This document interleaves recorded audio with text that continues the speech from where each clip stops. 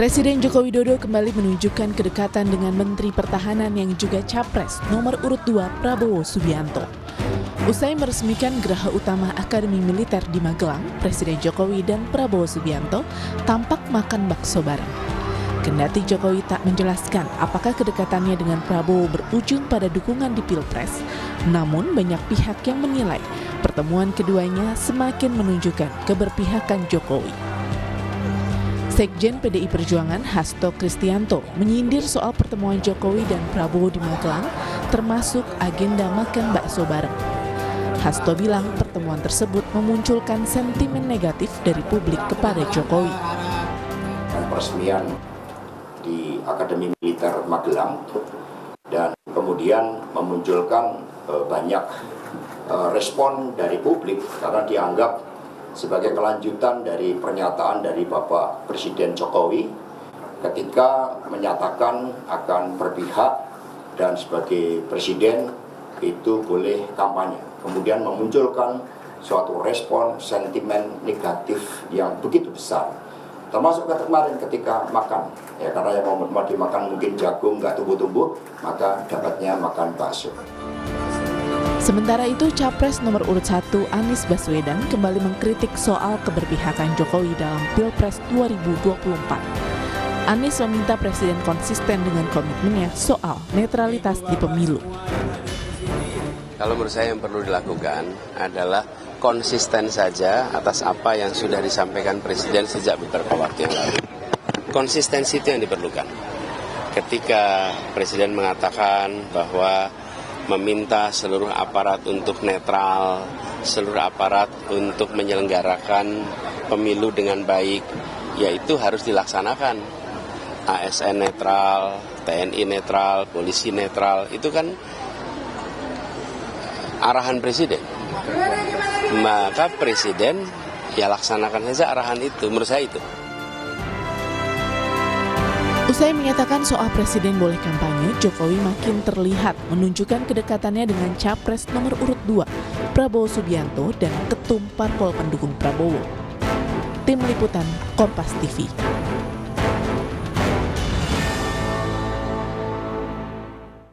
Untuk membahas soal politik makan bakso Presiden Joko Widodo yang disindir oleh Ketua DPP PDIP Puan Maharani, kita sudah bersama dengan pakar komunikasi politik dari Political Literacy Institute, Gun Gun Herianto. Selamat petang, Kang Gun Gun. Selamat petang, Kang Baim. Kang Gun Gun, sebelum bicara soal yang disindir oleh Puan, diposting ulang soal makan bakso nih, bagaimana Anda membaca soal makna di balik acara makan bakso Jokowi Prabowo?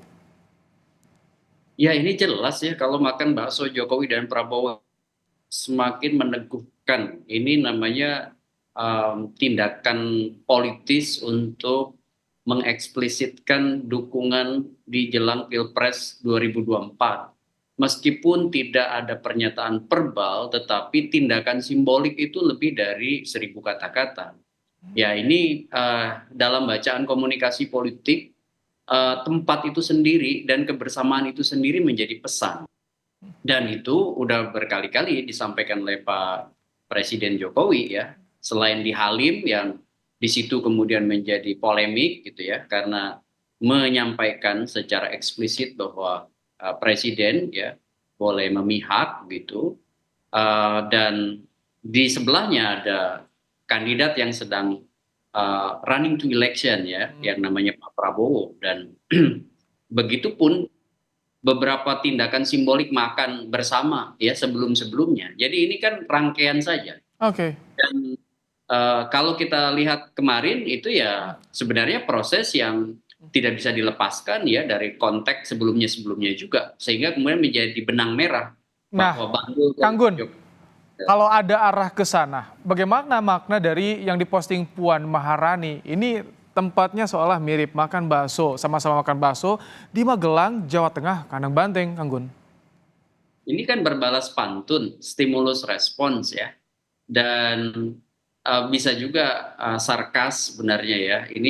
Ini kan kalau Puan gitu dengan Pak Bambang Pacul sama-sama satu partai begitu, tapi juga ada tindakan simbolik yang politis di situ, mangkoknya 3 gitu kan, kemudian minumannya 3, ini kan juga menjadi ya kebetulan kan PDIP mendukung paslon nomor urut 3 begitu. Jadi tetapi sebenarnya substansinya bukan di situ. Ini merupakan respons terhadap makan bakso Pak Jokowi dengan kandidat paslon nomor 2 Pak Prabowo menurut saya. Jadi ini suatu hal yang mungkin unik gitu ya, karena Mbak Puan secara verbal kan tidak menganggap makan baksonya Pak Jokowi dan Pak Prabowo masalah begitu ya, tetapi kemudian Ini jadi sindiran nggak sih, Kang Gun?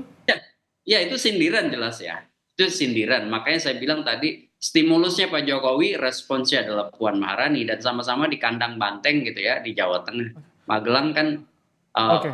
satu battleground dan itu kandangnya PDI Perjuangan, sehingga kalau kita perhatikan ya, baik Pak Jokowi mau nampak ada mirroring strategi gitu ya. Ya, Baik. kalau kita lihat misalnya Pak Jokowi kerap kali juga datang ke lokasi-lokasi di Jawa Tengah yang juga itu intens didatangi oleh Pak Ganjar pun Kalau demikian. ini yang Anda baca, Kang Gun, Puan mirroring juga nggak? Karena kan sehari sebelumnya Jokowi di Magelang nih, Kang Gun.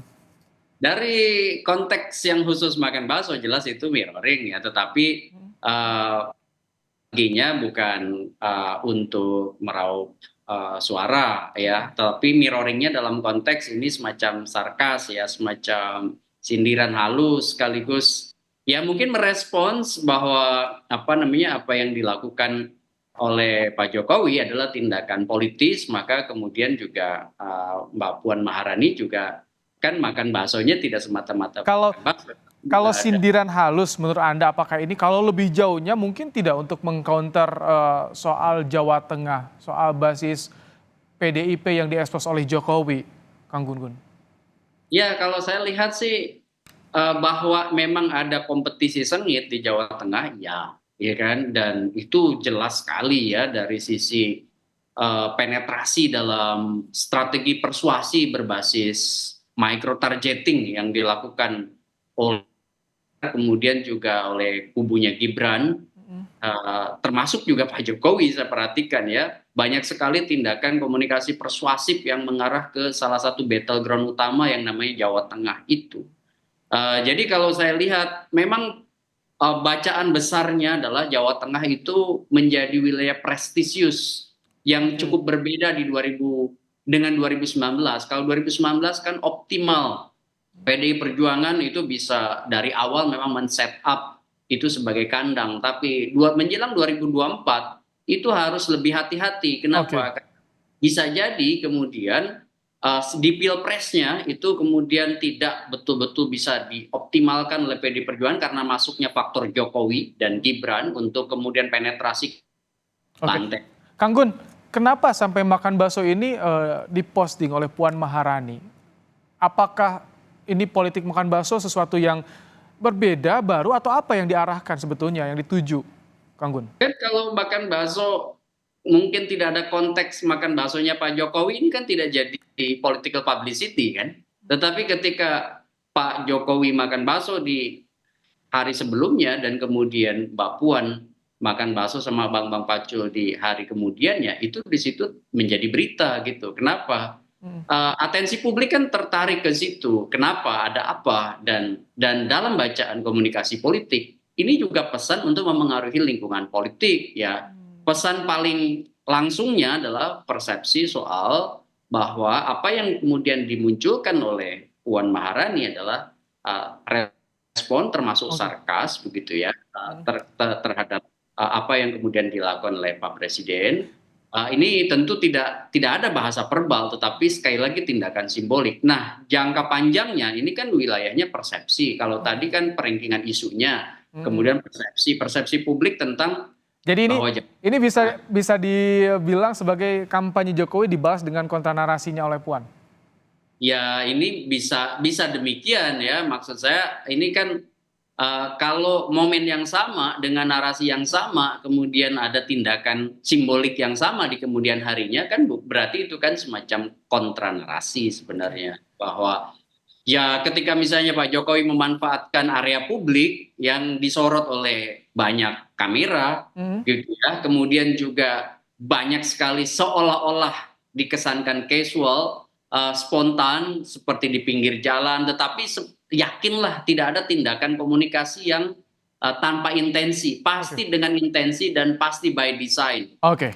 Makan di mana, kemudian dipertontonkan apa yang jadi setup-nya, Sama siapa itu ya? sama siapa. Oke. Itu kan kemudian menjadi pesan politik penting bagi halayak dan Oke, kami tangkap. menjadi politik asosiatif ya. Terima kasih Kang Gunggun Herianto untuk pandangannya dalam program Kompas Petang sore hari ini. Sehat selalu Kang Gunggun.